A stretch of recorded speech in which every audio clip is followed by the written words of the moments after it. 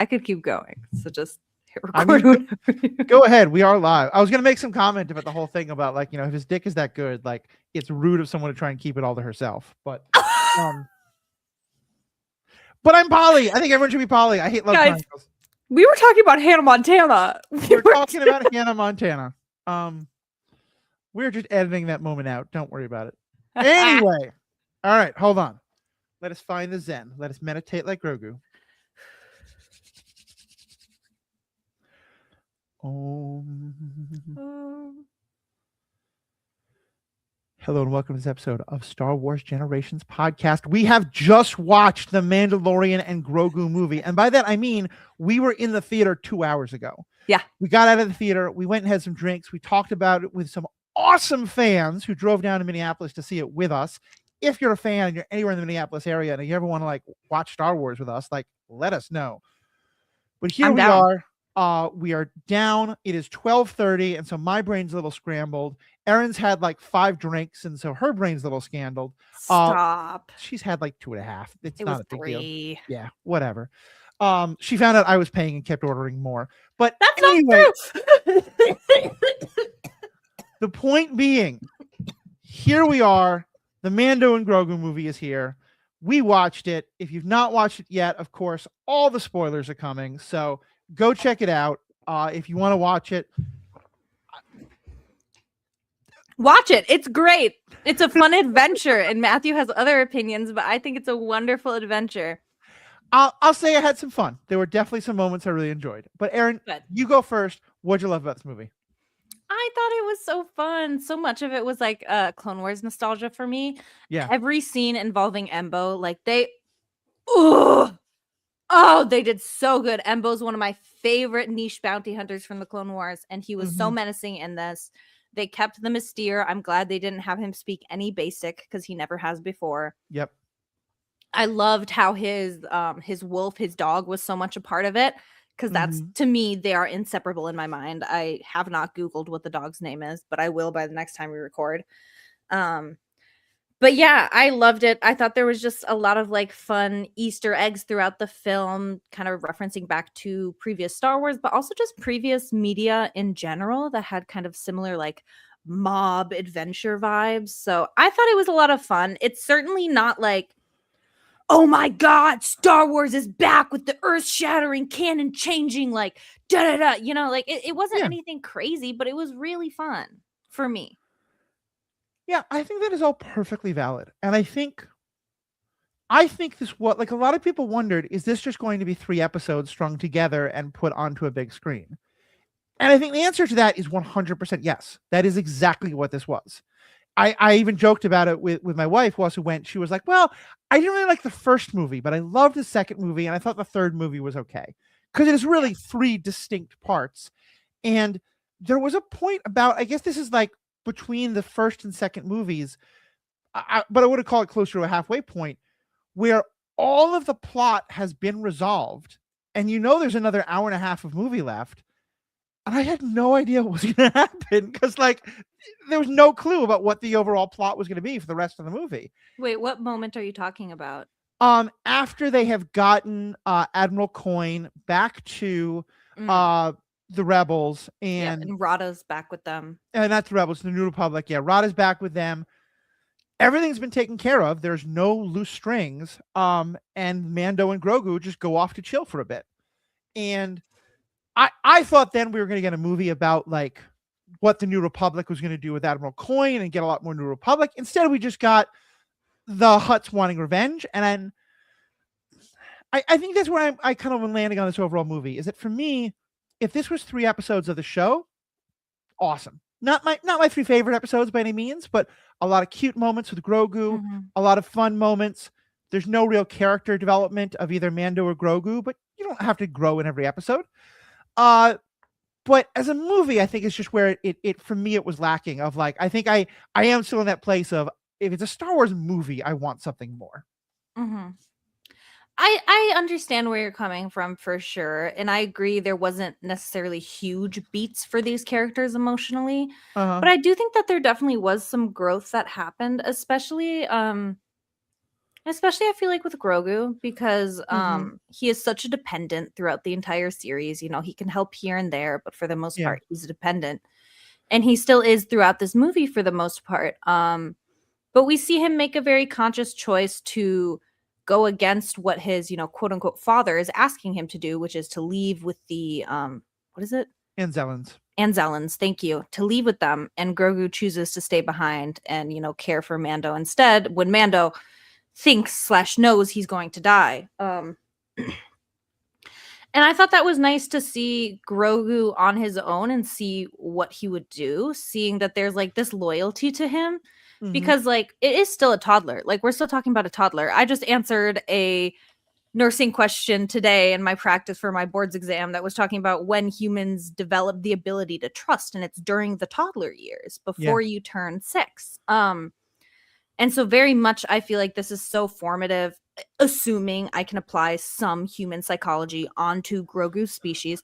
This is so formative for him to understand that it's like, yeah, he really showed up with a half-baked plan, like a toddler ass plan. He's like, Right. "Look, Dad, I got here. I got you out." And Dad's like, "Hey, I don't fit in the fucking ship because it's made for Yeah. people who are 1 feet tall." You Like, got a little red wagon to drag me home. That's not going to work. yeah, like thanks, but no, like this isn't going Yeah. to work. And I loved seeing Grogu kind of like, I don't know. I like a little Zen moment. There was a Mm-hmm. Visions episode that we watched. I know that was kind of in parts or episodes, and there were some certain parts that you guys didn't jive with that I really jived with, and I feel like that might be what's happening here as well, as maybe the Yeah. more like quiet, like storytelling beats that are very subtle. Maybe I really Yeah. enjoyed that, and it's like your wife said. I think she said her favorite was the second episode, aka you know the Right. period when Grogu is kind of caring for Mando.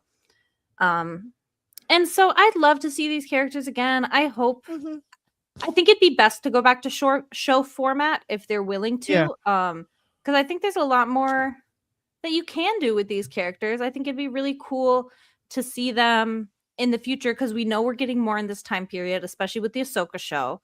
Right. And we know that Mando is even more now tied to the New Republic. Like, is it too much to hope for a New Republic era Avengers Star Wars movie? Like, is it too much to want Boba Fett and Fennec Shand and Mando and Grogu and Get Ahsoka the whole and gang Ezra together. and Zeb and everybody? Like, is it too much? I don't know. Maybe the cartoon loving child in me is asking for too much, but I love it. Even though it was lighthearted, it wasn't very deep. I mean, you're not the only one. We actually had a comment from, so glad others are up this time of night and are watching with us. SF Maldwin wrote in and said that they thought it was entertaining, but they were hoping for Fennec or Boba Fett to show up. And Absolutely. yeah, I definitely get that about wanting to see more of the, more of that part of the world, more of those kind of characters show up. I think that would have been really fun. Yeah. And going back to the character development thing, I think actually you're right. That was some good development for Mr. Grogu. And don't get me wrong, I liked that. I did think Yeah. it was very well done. I thought the whole thing of him like building the shelter, and making it work, and the whole thing of him like suddenly we ran into the hillbilly alien where I was like, really, like, why doesn't this man have a banjo? But who Grogu was stealing fish from, and like I didn't love that part, but this whole idea, and then like the little bit of humor with Grogu like trying to get him into the shelter, but him banging his head out, like that was hilarious. Loved that. Yeah. Yeah. I think part of the thing with the character development is for me, so like yes, Grogu had some growth. It felt kind of like Mando went backwards in this I really want to say in this episode, in this movie, Yeah. because when he starts out, he's very much the I'm not judging you. I'm not judging whether or not you should have a bounty on your head, but you do have a bounty on your head, and I'm going to take you in warm or I'm going to take you in cold. Mhm. And Grogu is the one who starts to change that for him, in that he has a bounty on Grogu, but he won't turn him over. When he does, he goes back and rescues him. And by the end of the last season, you really feel like Mando has kind of changed in that regard. Yeah. And so to now have this thing where he's asked to go rescue this kid who's really, I mean, he's like 19. Like, I mean, well, I have no idea what Hutt's age at, but it feels like he's an adult. He's just like a young adult. He's like, Yeah. That's the impression I got as well. Yeah. Yeah, like he can vote and pay taxes, but he's his early 20s or something like that. So me. Yeah, I was not going to say it, but yes. But we find out he doesn't want to be rescued. He doesn't want to go back. He actually doesn't like his aunt and uncle, and they may have some really nefarious reasons for wanting him to be brought back to them. And Mandu's like, sorry, man, I can't. You're the bounty. I've got to take it in. Mm-hmm. That made no sense to me. And I was expecting him to have some moment of like, no, you're right. I should rescue you. I should let you do your own thing. Mm-hmm. And he kind of gets there. But what actually happens is that Rada says, well, wait, actually, you don't need the Hutts. I can help you achieve your goal. And Mando's like, okay, we can do that. Mm-hmm. But that's still about the goal of the Republic who is working for. It's not about, hey, I shouldn't actually be taking you prisoner because this is fucked up. And yeah, that just felt really backwards for Mando's development to me. I definitely see where you're coming from. Kind of my way to read or understand that and kind of make it make sense for my brain would be like, Mando has very much changed. He's not just about warm or cold. He's not just about bounties anymore. Like Grogu changed so much for him. But it also changed the fact that like now to him, like working for the New Republic, doing things to better that cause is what feels right. He's really dragging his feet to work for the Hutts. He does not want to work for the Hutts. Yeah. And when Rhoda, I already forgot how they pronounced it in the movie, but when Jabba's son says like, oh, well, you work for the Hutts. Mando's like, oh, fuck you. No, I don't. I work for the New Republic, actually. And they asked me to come here. So, like, I feel like he's kind of just like having this moment of being forced to do something he feels like he's grown past. Right. And so he maybe gets stuck in it for a second. But I do agree that by the time we hit Rada's second, I'm not my dad, guys. I'm different. Oh, I don't want to rule the world. I was like, I can't believe this is happening in a motion picture. Like this, I'm geeked. Like this is hilarious to me that this Hutt is for the second time talking about how he's more than just his mob father. And like that that was cheesy to me to an extent. Having a 10-foot long slug with, as you put it, 19 abs or more, repeatedly say, I want to be my own man.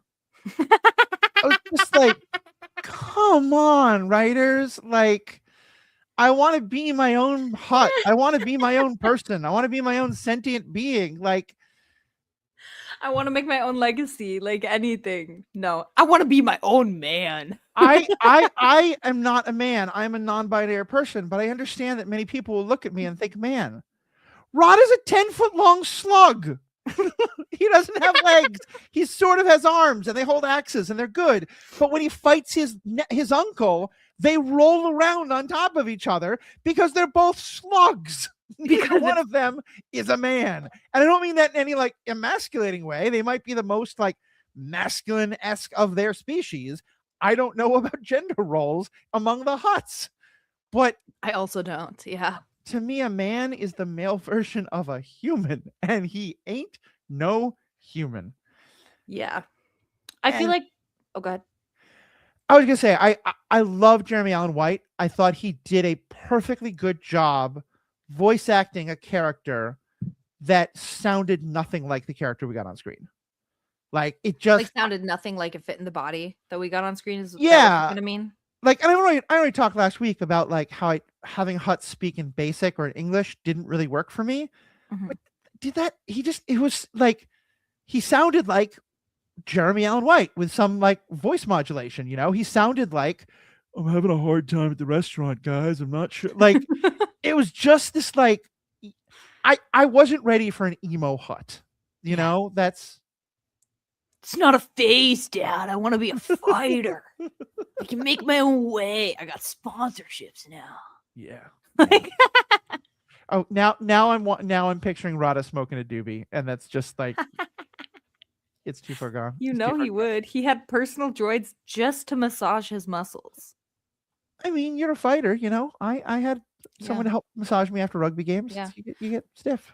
I also, though, if we can take a second to look at Rada as a slightly more serious character, there's a lot to be said for being born into something and told you're supposed to be something. Mm-hmm. And immediately falling into the manipulation in the hands of someone else who is just exploiting you for something and Yeah. thinking that that's your power and that's what makes you who you are.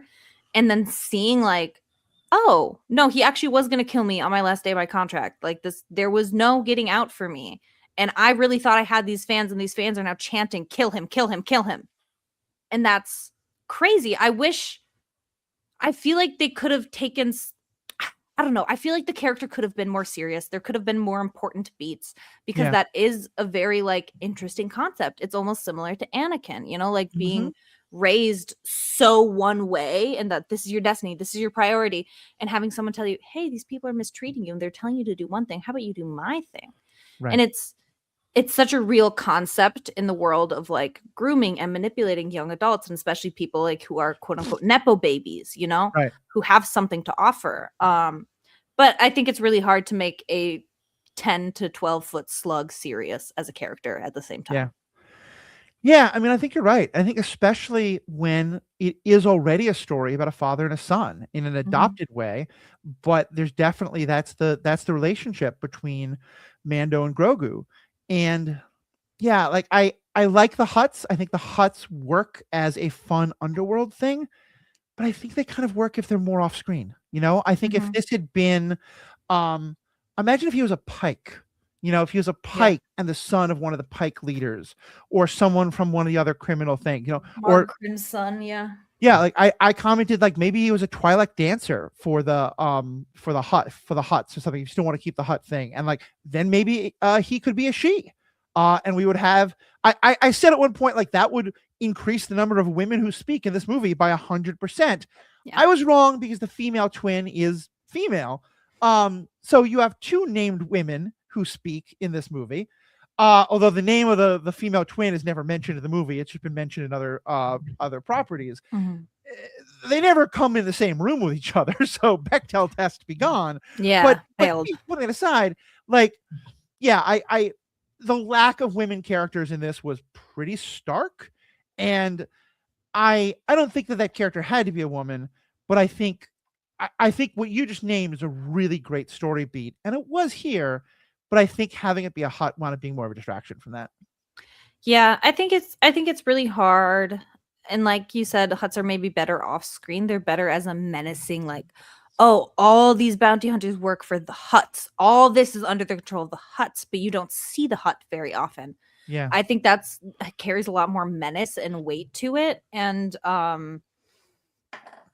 honestly, part of me is left kind of bummed out. Like, is all we have left of the Huts Rada? Like, are there more? Like, is the Hut clan gone?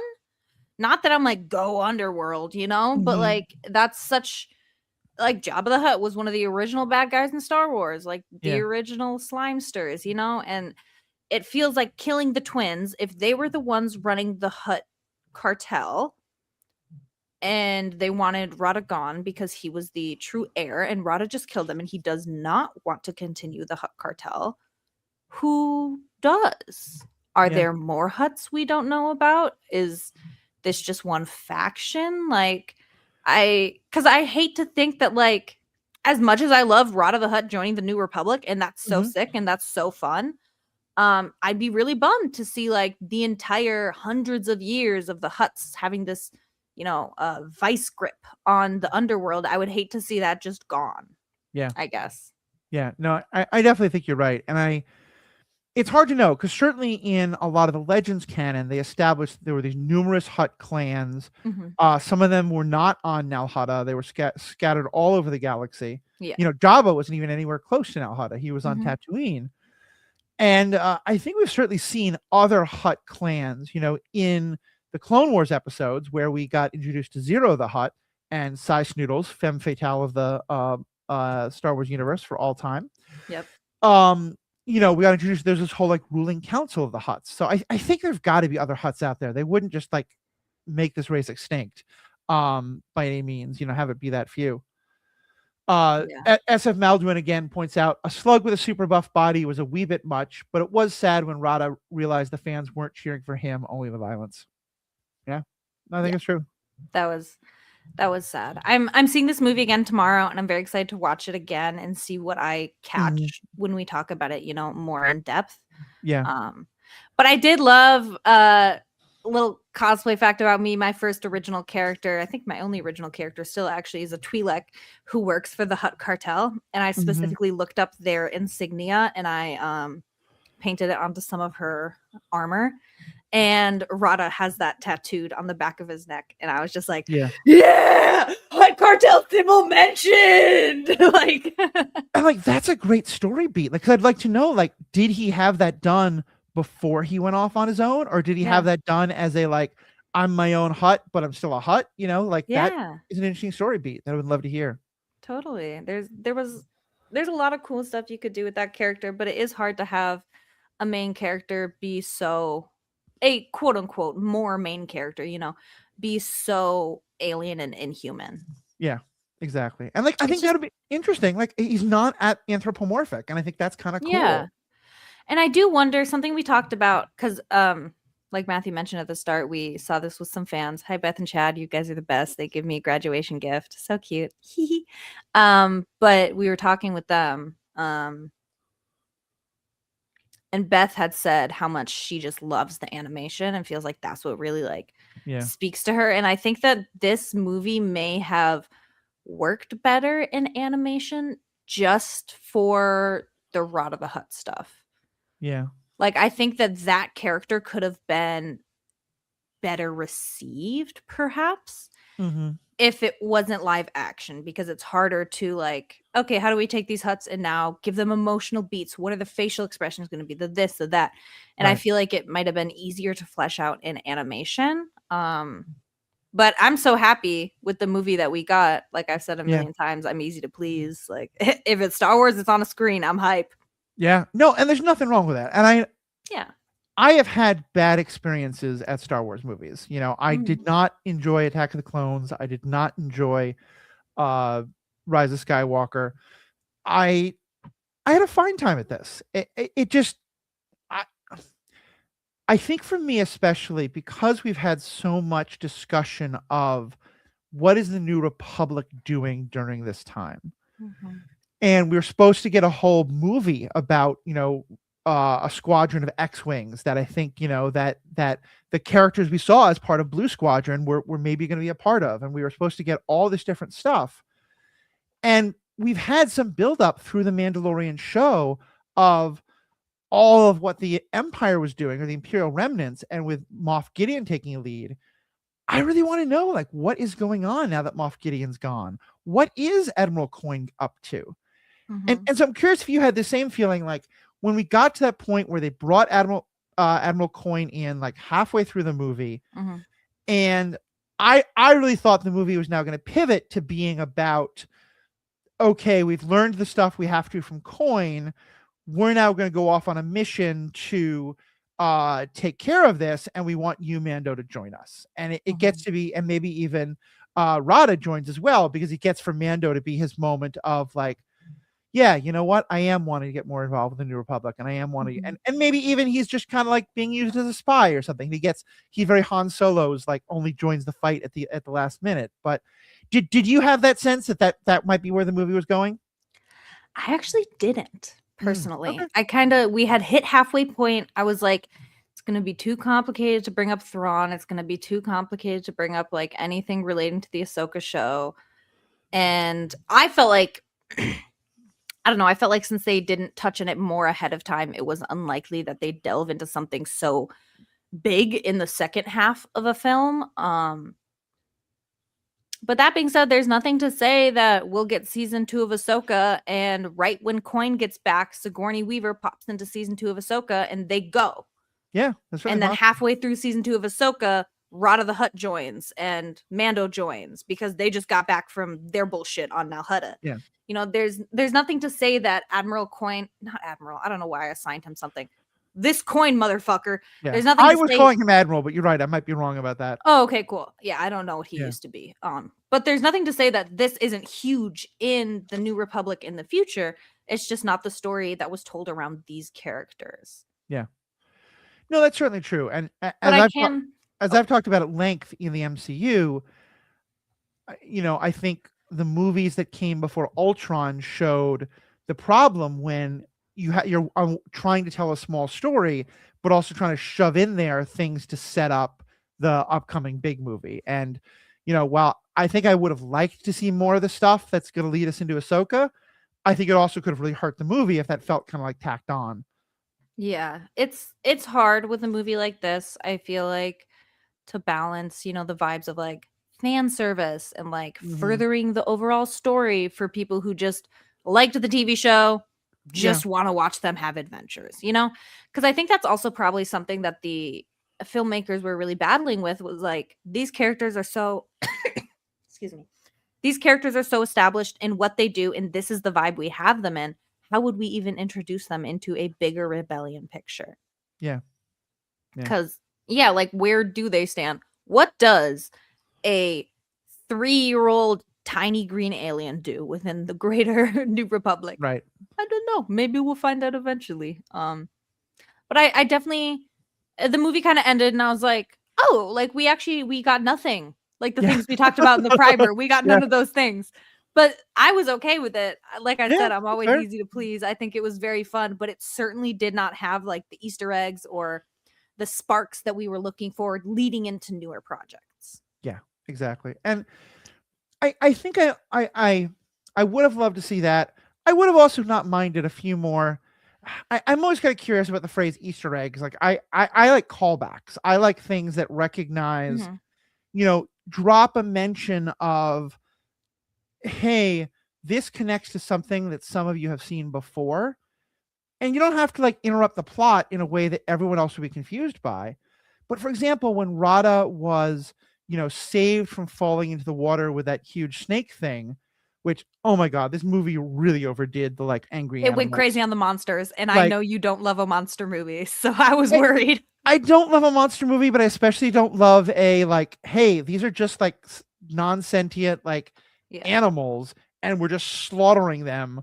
Like Grogu killed a mouse and like they killed a bird just for like a laugh moment. And I was like, I don't need that. But putting that even aside, so Rada has this moment where he's saved clearly by the Force, and I you don't have to tell the whole story of the movie where he shows up as like a little kid, but like I wanted some moment of him having a memory of, or him just being like, oh, you must be a Force, you're a Jedi or something, like Yeah. something to connect that to like Ahsoka and Anakin and Yoda, like all being having to help rescue him when he was a kid. Or even just like, oh, what the fuck did you just do, you Yeah, tiny green little frog? I thought you were a pet. Like, yeah, that because maybe he was a baby and doesn't remember that. He would just be freaked out by it. yeah, there was no recognition. Like, Mando was like, go. And Rada and Grogu were like, here we go. Yeah, And I was like, you're not going to take a beat to recognize that, like, the tiny guy, like, just saved your. Okay. yeah. You're huge, dude. You know how much effort that much? Whatever. He's big. He's big. All those abs, they weigh a lot. All those abs. Yeah, for anyone wondering, my name today is Rada the Hutt's 19th ab because I stopped counting after 18. I'm kidding. I Yeah. didn't count at all. I'm not attracted to sluts. I mean, there are many reasons why a person can count. You can be doing it out of curiosity. That's You true. can be doing it out of like comparative biology. Like, Maybe I'll count tomorrow. you can care about abs for reasons that aren't thirst. Just want to acknowledge that. That being said, right. I am sure that the amount of Rada involved fanfics on AO3 is going to go up significantly in the next 72 hours. Yes. Because some of y'all are just, and you know what? You live your life. People love a monster. People love a monster. I think he qualifies as a true hear me out. And if he's your hear me out, God I'll bless hear and ya. go with God bless. Not your kink is not my kink, but your kink is fucking weird. But I'll Not try gonna not yuck to your judge your yum. promise. Exactly. Yeah. Exactly. So, yes. What else? What else about this movie kind of tickled you or made you think in some way? I need to look into Embo's dog a little bit because I think they changed him, and that maybe annoyed me a tiny little bit. And I wonder, we texted with Alex a little bit. He didn't see it with us, but he saw it around the same time. And he said there was some small continuity issues, and I wonder if one of them is going to be what I'm thinking about. So we'll find out when we record together later this week or next week, whatever the fuck. Hold on, I'm just looking up a bit about Enbo. I can't find anything. Yeah, no, I'm sorry, folks. It's 12:30 in the morning. I'm not able to do. It's 1 o'clock in the morning. I'm not doing that deep dive right now, but we absolutely will by the next Wednesday episode. I did think he was done well. I thought Garazeb was done fantastically. People know that he was my like. I really want to see him in this, but in something. But I'm also nervous about it, and I was kind of bummed he Mhm. wasn't in Ahsoka. And I think they really figured him out, and I really appreciated that. I think he was in Ahsoka for like half a second, or for half a scene. He was in something like that.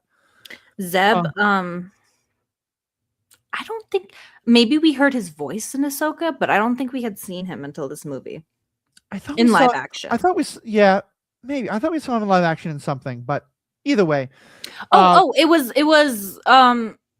was the last episode of the newest season of Mandalorian, right? When he's talking with that one New Republic oh guy yeah, and yeah, Zeb's in the yeah, background at the bar. yeah. He's at the bar, Yeah. and so yeah, so him being part, and we saw Carson again, so that was kind of fun.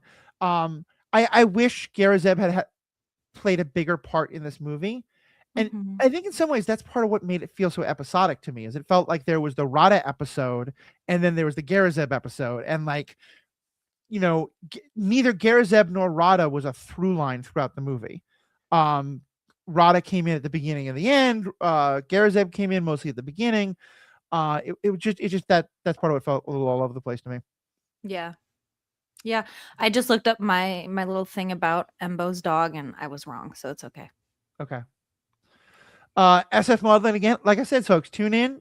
We try to have a pretty regular schedule. This is not a regular schedule, but I try to announce it. But SF Modeling writes, I was waiting for Rada to say the Godfather 3 line. Just when you think they're out, they pull you back in. I noticed a lot of references to mob movies. There definitely were. Someone noticed that when the main kind of like assistant enforcer for Coin, who I think was an Icthorian, who had I like think you're right. the downward facing horns. Yeah. When he grabs like the machine gun laser gun and just starts spraying it, it definitely seemed. It was actually Beth, one of the people we saw the movie with. Mhm. She pointed out that felt like a Scarface reference. I definitely was digging some of the mob vibes, and it made me want to go back and play more Star Wars Underworld, because that's a really fun game. But yeah, It's not Icthorian. I looked it up. You're thinking of Ithorian, and no, but we'll find out soon. okay, fair enough. Fair enough. I'm sure there are many races with the horns facing down like that. That's just one of the Many. defining features that I know. So, Yeah. I thought there's a lot of great humor, especially with Grogu and the little guys. But And Zellens. and Zellens, thank you. I had to tell you earlier that you had to tell me. Yep. There was just a lot of funny moments like that. I thought Grogu was charming as always, and it was fun to see him learn. Yeah, nothing bad. I didn't have a bad time. I wanted it to be a lot more. I felt like there was I'm left feeling like I don't know why they made this a movie. And I think that's they sure. And if people love Pedro. Pedro on the big screen is always good. Yeah, for real. I did love that little scene after Mando gets kidnapped and Grogu's like, okay, it's go time. And he like straps his armor on and like throws some bombs in his bag. I was like, oh God, a toddler grabbing bombs. This is not going to go well. Yeah, that, and then Mando got his like putting on all the armor in the Gunrunner ship moment. Which I'm going to say more about the Gunrunner ship when we have Alex there, because there was something I thought was going to happen that didn't happen. But and I remember you kind of laughed next to me. It had like this weird needle drop of like the badass action movie sound, but was kind of the Mandalorian theme, as Mando was like strapping on all the guns and finding the disintegration gun again and stuff like that. So, I will say, loved the music in this film. Yeah. Beautifully done. Yeah, they found a really interesting way to take that Mandalorian theme and put it into like 5 different musical genres. And how to like mix it in and keep that vibe but still create new music. It's composers blow my mind. They always will. I don't understand how you can create new music that's never been heard before, but they do, and it's amazing. So shouts out. So I know John Williams did not do this one. I think this might have been the first he did not do music Ludwig? No. Yeah, it's someone who's been involved with Star Wars before themselves. And because he did The Mandalorian. Oh yeah, that's right. Ludwig Um, Goranson, Mhm. Goranson, Ludwig Göransson. Yeah, he did all the music for the Mandalorian TV show, and he's done also other really cool projects I think I've seen outside of Star Wars. Mhm. Hold on, I'm just looking this up now.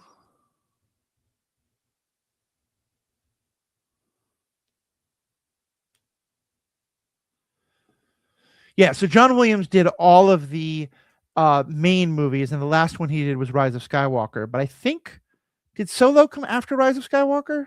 No, came after Okay. Last Jedi. Okay. Yeah, So so so this was then the first movie that John Williams did not do the score for. yes, and Ludwig Göransson has done Sinners, Oppenheimer, Wakanda Forever, Creed 2, Venom, Black Panther. Very, very Yeah. talented composer. Mm-hmm. Yeah. As you can tell, he loves working with Ryan Coogler, among other things, and he Yeah. did the music for Sinners is just phenomenal. Yeah. All right, I think that's about all I have. We're going to talk a lot more in depth with Alex and get into a lot more of the deep dives. You can send us questions of what you think. Aaron, any last things you want to point out or quote or bring up? Just my ending quote. So Sounds good. Well, then I will just say thank you all so much for tuning in. I also did an episode of The Film Board, which is another one of the podcasts on the True Story Network, on the True Story FM family of podcasts. Please check that out. Please check out all the other things that are happening on the Superhero Ethics podcast. All the other great things. Please check out Aaron's cosplay and stuff like that. All those links are in the show notes. And most importantly, may the force be with you. stay classy now, Hutta. Big pipe, eh? Bad baby. Bad baby. As a parent, I want to get a little recording of that on my phone and just every now and then play it, at my little kid. Hey, once Penn gets an iPhone and, years and years from now, you can make that the text tone. Whenever he texts, bad baby. Such a bad baby. Anyway, we're out. Peace. Okay, bye.